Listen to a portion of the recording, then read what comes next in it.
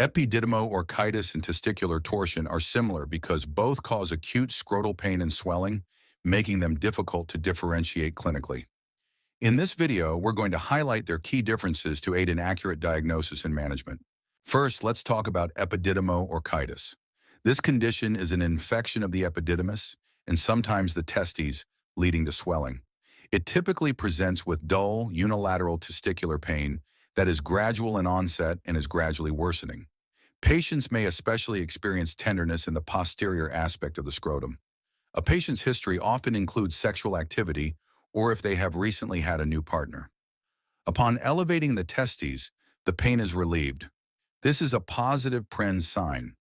On a Doppler ultrasound, you would notice hyperemia, indicating increased blood flow to the affected area. Treatment is conservative with antibiotics. If an STI is the most likely cause, then give a single 500 milligrams dose of ceftriaxone intramuscularly plus doxycycline 100 milligrams orally twice daily for 10 to 14 days.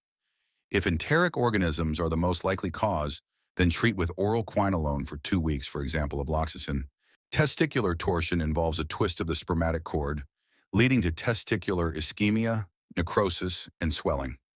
In contrast, the pain is severe and sudden in onset, often with symptoms starting less than 6 hours before presentation.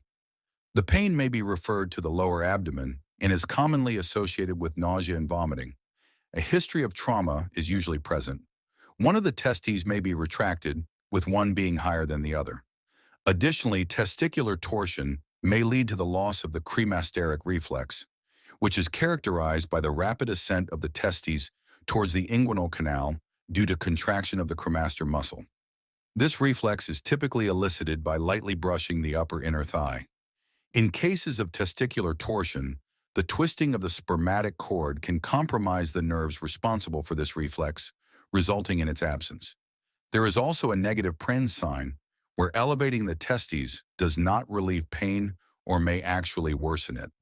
Doppler ultrasound shows decreased blood flow due to the torsion.